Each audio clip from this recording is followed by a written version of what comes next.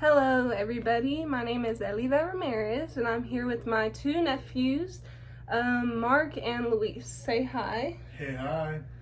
Okay, and today, that's my audience.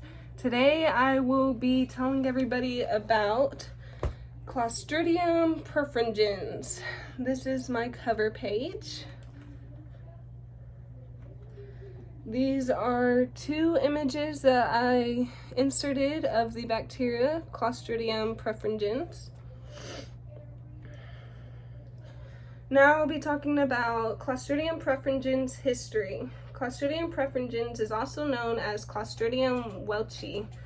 Clostridium perfringens was discovered by George Nuttall and William Welch in the year 1892.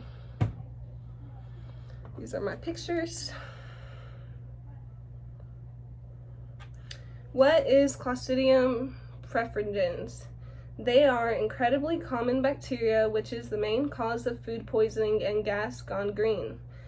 The bacteria infects normal wounds but does not cause long-term health issues. Clostridium perfringens physiology and structure. They are anaerobic, they are spore-bearing, large gram-positive bacteria.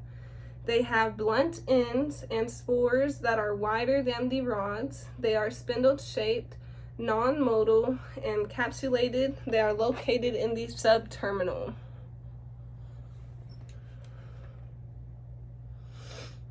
Clostridium perfringens. They have a fast doubling time of less than 10 minutes. They can create about 14 different types of toxins.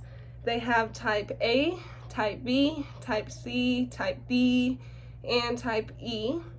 And their major toxins are alpha, beta, epsilon, and iota. And I inserted a little clip of their associated diseases in this picture. So I'll now be talking about type A. Type A Clostridium perfringens is frequent in humans. It produces alpha toxins. It causes gastrointestinal disease. They cause mild food poisoning, and they can kill more than 80% of animals within the first 24 hours of symptoms. And this is an image of type A. Clostridium perfringens type B. They are frequent in animals. They produce alpha, beta, and epsilon toxins. They also cause enterotoxemia, and it is found in lamb and young calves. Gruesome photo. Clostridium perfringens type C. They are frequent in humans. They produce alpha and beta toxins. It causes necrosis of the intestines, and septicemia. They are found in poorly cooked meats. And this is an image of type C. Clostridium perfringens type D. They produce alpha and epsilon toxins. They cause enterotoxemia, lung edema, and brain edema, which is fluid in the lungs and swelling of the brain. That is type D. Clostridium perfringens type E. They are rarely found in humans. They produce alpha and iota toxins. The causes are enterotoxemia as well. And this is an image of type E.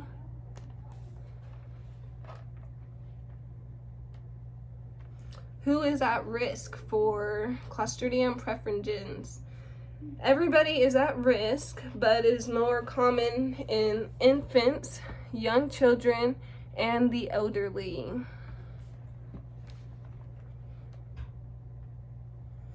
Which target populations are at risk for Clostridium perfringens?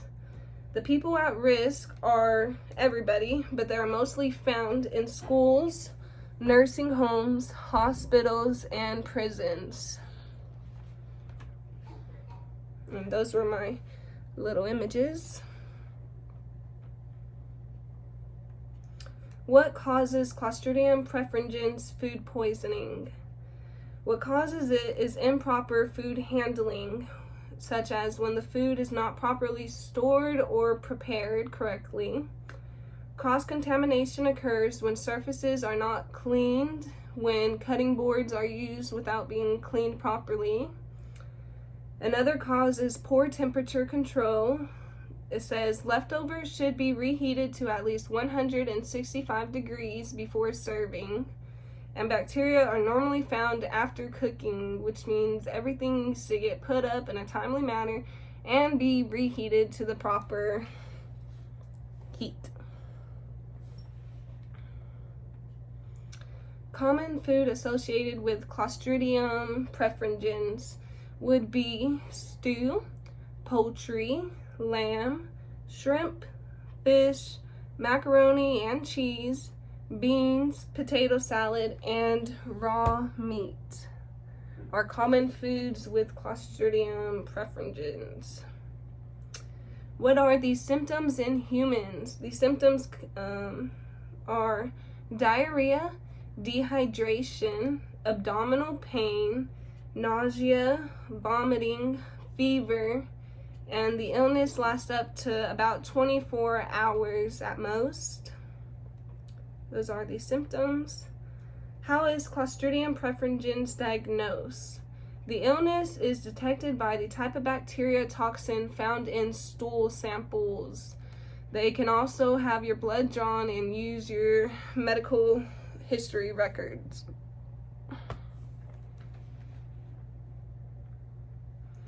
Treatment. For treatment, they recommend oral rehydration by using ice chips. You can also use any electrolyte replacement for treatment. At the worst case, you will get IVs in you, IV fluid.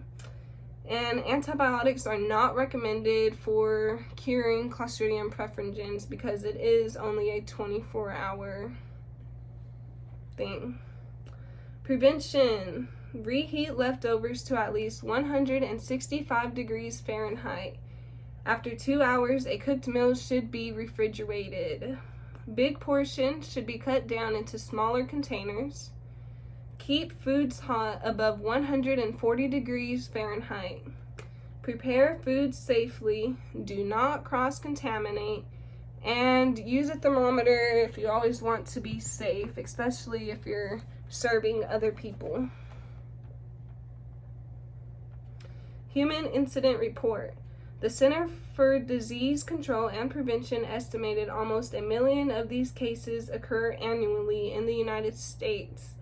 Clostridium perfringens is the most frequent reported foodborne illness. That is my annual report. And lastly, I have my works cited. And that is all for my presentation of Clostridium perfringens. I hope everybody enjoyed and has a wonderful night.